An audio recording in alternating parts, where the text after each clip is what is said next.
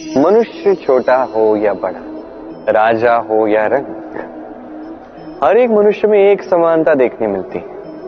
हर एक मनुष्य को अपनी प्रशंसा अत्यंत भाती। बड़े प्रसन्न होते हैं मनुष्य जब उनकी प्रशंसा होती। और आप किसी से जाके कहिए कि आपकी ये भूल थी, आप में ये कमियां थी, वो सुनने के लिए सज्ज ही नहीं होगा। हर एक मनुष्य सुनना चाहता है कि आपने जो भी किया सर्वोत्तम था। अब आपको एक बात बताता हूं, ये है निंदा, ये है प्रशंसा और ये है सत्य। इन सब से ऊपर तभी मनुष्य दर्पण देखता है।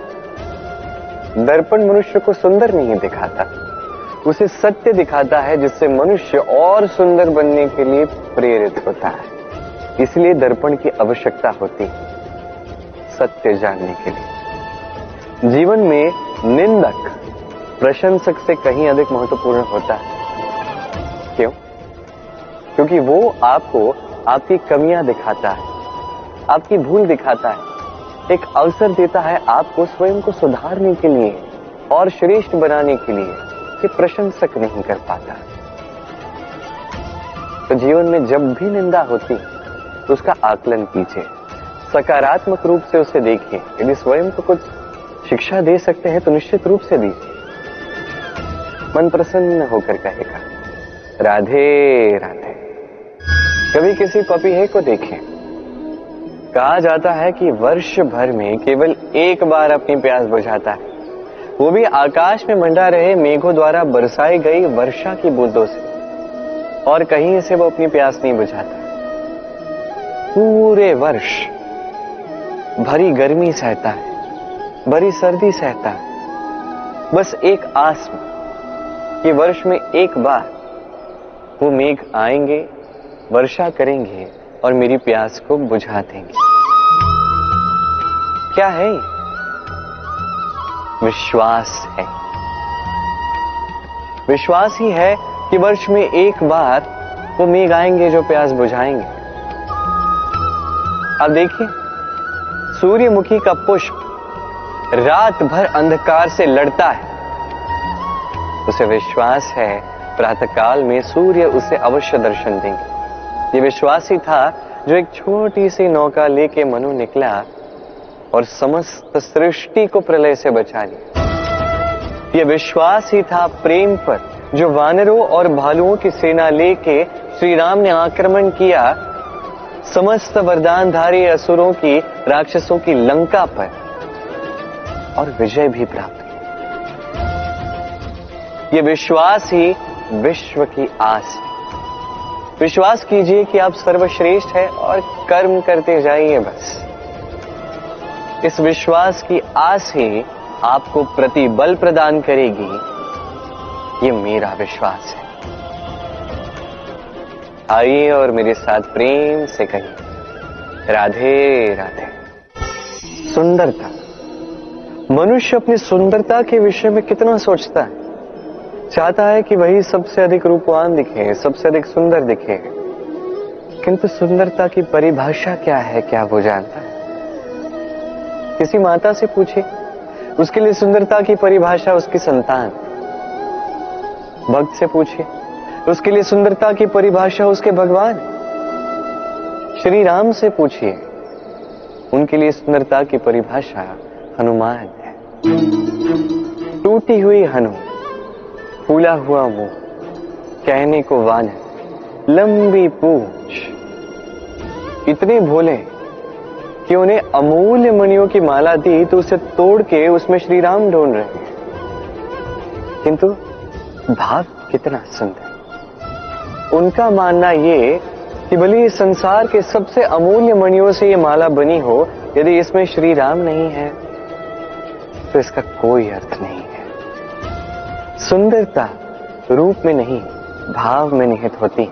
यदि आप सुंदरता प्राप्त करना चाहते हैं तो इस सुंदरता को कर्मों में लाइए, भाव में, विचारों में लाइए। ये सुंदरता आप ही के साथ रहे। और यदि आप सुंदरता को रूप में ढूंढते हैं तो वो कुछ ही क्षणों की बात है। वो सुंदरता समय के साथ पुनः लौट जाएगी। सुंदरता पानी ही है, ढूंढनी ही है, तो हृदय में ढूंढिए, कर्मों में ढूंढिए। मन प्रसन्न होकर कहेगा राधे राधे। व्यायाम, ये शब्द हम सभी ने सुना है और ये जीवन काल में हमारे साथ ही रहता है किसी न किसी रूप में। जब हम जन्म लेते हैं, चलना सीखते हैं, पहले घुटने पे चलते हैं, फिर चलने का प्रयास करते हैं, गिरते हैं, तब हमारे घर के बड़े हमें रोकते नहीं। उन्हें ज्ञात है कि संतान ऐसे ही चलना सीखेगी, ऐसे ही उसके पांव और शक्तिशाली होंगे जो उसके लिए आवश्यक है। अब जीवन काल में जैसे हम आगे बढ़ते हैं, व्यायाम भिन्न भिन्न रूप में हमारे साथ रहता है। किंतु क्या आप समझते हैं कि इस व्यायाम का आधार क्या है? क्या आप समझते हैं कि इस व्यायाम का मर्म क्या है? जब भी हम व्यायाम करते हैं, हमारी शरीर की मांसपेशियां टूटती हैं। पहले टूटती है, फिर पुनः उसका निर्माण होता है और श्रेष्ठ और शक्तिशाली मांसपेशियां हमें मिलती हैं। अर्थात व्यायाम सृजन का विज्ञान है। अब ये ज्ञान हमारे लिए आवश्यक भी है। इसलिए जीवन में जब भी कुछ टूट जाए या कुछ छूट जाए तो निराश मत होइए, पुनः निर्माण करने का प्रयास कीजिए। और ये सीख आपको मिलेगी किसी पंछी से। जब वर्षा होती है, आंधी आती है, तो पंछी का घोंसला टूट जाता है, परंतु वो हार नहीं मानती। वो पुनः तिनका ढूंढती है, एकत्रित करती है और पुनः अपना घोंसला बनाती है, पुनः एक नए जीवन को जन्म देती है, एक नए परिवार को जन्म देती है। ऐसे ही जीवन में स्मरण रखिएगा, यदि आप निर्माण करना चाहते हैं, सृजन करना चाहते हैं, तो इस निर्माण के लिए टूटने का ज्ञान आवश्यक है। टूटी हुई वस्तु का सम्मान आवश्यक है। ये आचरण में लाइए, मन प्रसन्न होकर कहेगा राधे राधे। गुरु जो मार्ग दिखाते हैं हमारे जीवन में अत्यंत महत्वपूर्ण, अत्यंत आवश्यक। किंतु कुछ लोगों का मानना यह है कि गुरु की कोई आवश्यकता ही नहीं, क्योंकि सारा ज्ञान जो है वो मनुष्य के ही भीतर होता है। अब प्रश्न ये उठता है कि यदि सारा ज्ञान मनुष्य के भीतर ही है तो गुरु की क्या आवश्यकता है? और जो लोग आज तक गुरु को मानते आए हैं, क्या वो अनुचित है? अब इसका उत्तर मैं आपको दूंगा एक उदाहरण द्वारा। एक लकड़ी जो जलती है, जलने की ऊर्जा उसके भीतर होती है, किंतु उसे जलने के लिए एक बाहरी ज्वाला की आवश्यकता होती है। ये ज्वाला गुरु है। वो ताप जो लकड़ी को जलाता है, वो ताप है गुरु के प्रयास। यदि गुरु ही नहीं रहेंगे, उनके प्रयास ही नहीं रहेंगे, तो वो सारा ज्ञान जो मनुष्य के भीतर है वो व्यर्थ चला जाएगा।